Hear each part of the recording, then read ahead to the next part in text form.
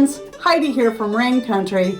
God is good all the time. And I'm here for another Monday This and That vlog. And for those of you who are new, please understand, this is just a weekly vlog that I do where I cover a whole bunch of different topics. So let's get to the topics of today. And the first one is the dehydrated yogurt. So I've had a lot of people coming in asking me, can you dehydrate yogurt? What's the best way to preserve yogurt? Well, there's a couple things you need to understand. And one is that yogurt is already a cultured food. So it should last for quite a long time as long as the cultures in the yogurt are still live. If they're dead, then the yogurt's going to be more likely to spoil. Now, I do have an old video from several years ago on how you can make your own yogurt. It's really easy. I was doing it for a while, but yogurt's one of those things I love and then I get burned out on.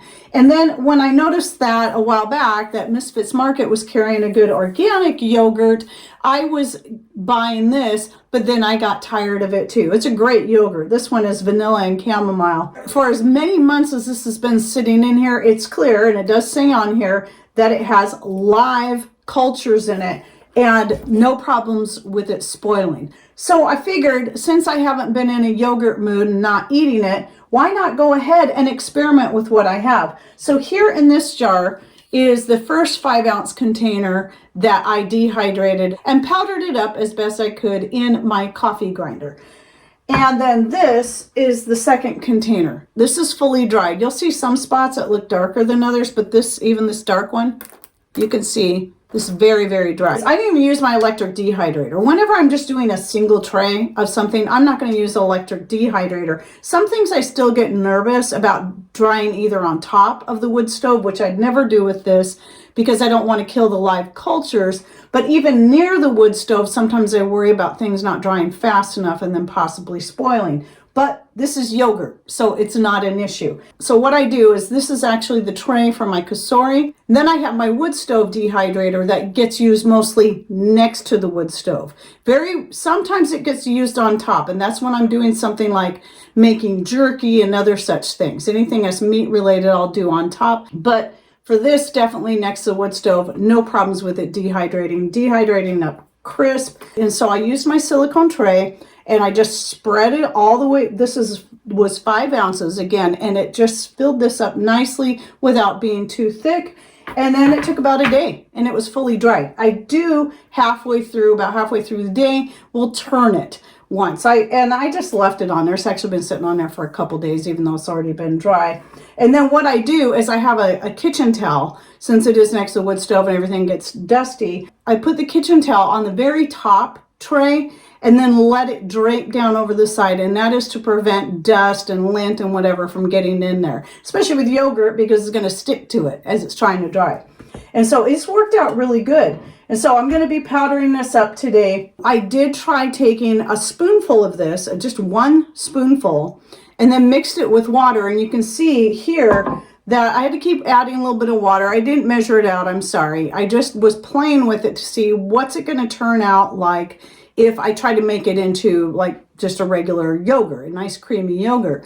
And what I found is it did thicken up really well, and I just kept adding water to get it the consistency I wanted, but it was a little bit grainy, and again the flavor was a little bit different and not quite as good as when it's fresh like this, but it still worked out. Oh, one more point I wanted to say before I move on is, a lot of times, especially the longer your yogurt's been sitting, and I can hear that, you can hear the whey in there. It'll separate. So when you go to dry it, if you're going to do this, you might want to strain out the whey, and you can use that whey in something else. It'd be best to help this to dry faster if you strain that out first. Anyway, so back to the reconstituting.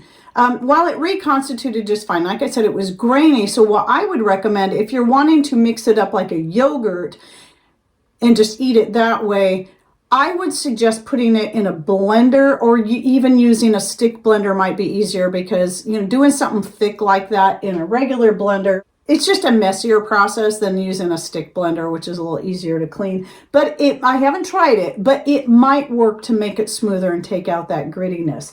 But what I see this being best as with the powder is something that if you're one that likes to make smoothies, throw it right into your smoothies. And just so you know, when you dry something on a lower heat, it's going to preserve the live cultures in there. It's actually going to preserve those probiotics, and you could get this thing lively again. So anyone who's ever bought like dried water kefir grains or anything like that, or kefir, I usually pronounce it both ways nowadays.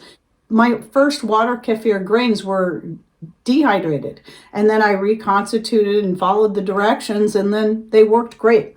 And I know people do that with sourdough starters too. They dry them and powder them up, and then, so they don't have to keep feeding it and worrying about it if they don't want to do sourdough all the time.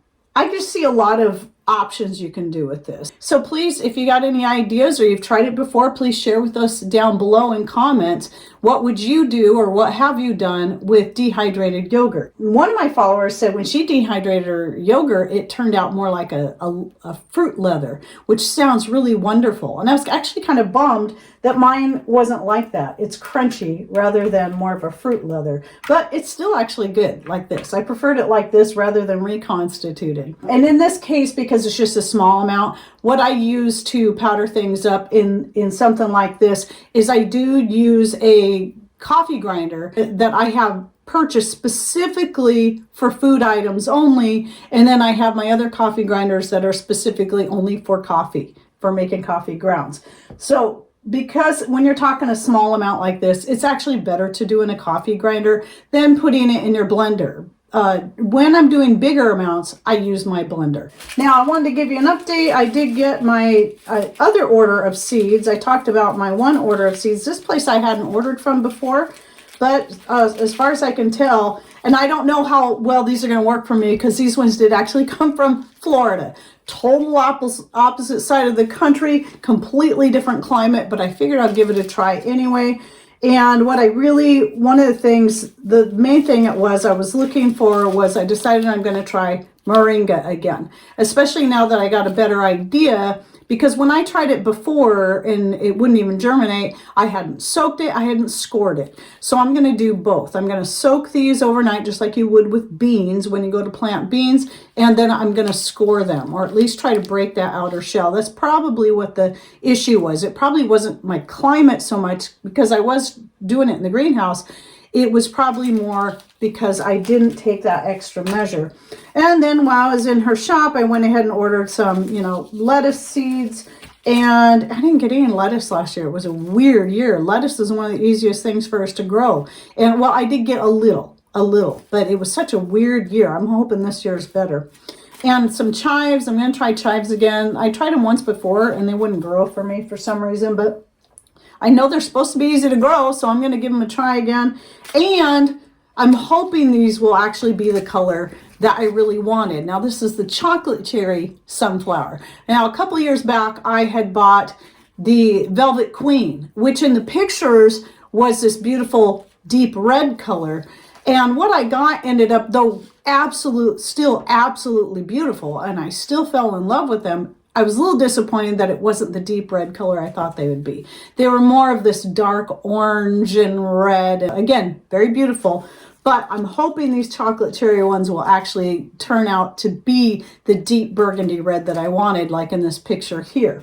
So I figured I'd give those a try again. Okay, so right here today, I got to strain this out. This is actually from August. So this is my oldest batch of infused oil for skin cream. These are all herbs from my own garden. If you're curious about the herbs I use in my infused oil for my basic skin cream, and this will go, I've even added it into the diaper cream. I've added it into other things. It's a great base oil for just, whether it be just a regular skin cream or you're wanting to make more of a healing salve out of it. So I'll link to that video down below. But I need to get this strained out because I'm running low on my two most popular skin creams, which is the rose geranium vanilla and the grapefruit ylang ylang frankincense vanilla skin cream. Those are my two most popular ones. So I need to get 2 more batches made up today. By the way, and so if you're new, we did used to have an Etsy store. If you watched any of my videos that are over 4 months old, you'll probably still find Etsy links in there because I just don't have time to go over my near 1,800 videos I have. But if you go to the link to the Etsy store, you'll see there's nothing there, and you'll see a message that says to contact me at raincountryhomestead@gmail.com. So if you'd like a product list, just go ahead and send an email requesting a product list. But I also have an instruction video on how you can make it yourself, which I'll also link to down below. So if you can't afford to buy it, maybe you can afford to buy the ingredients and just make your own. Well, anyway, one of the other things, and I've been getting a lot of requests for this and a few other things like sock darners, their fermenting stick, which it's fashioned after a chopstick as far as the shape, but it's longer and a little wider. And so Patrick makes those when he has time, and a few other wood products, and you'll find them in that product list. Oh, and the Vitamix tamper. He's going to get back into making these things, but I can't give anyone a guarantee of when that's going to happen. Between the weather and just being busy with many other things, including a recent death in the family, on Pat's side of the family, and him having to be there for the spouse of this person, he has not had a lot of time.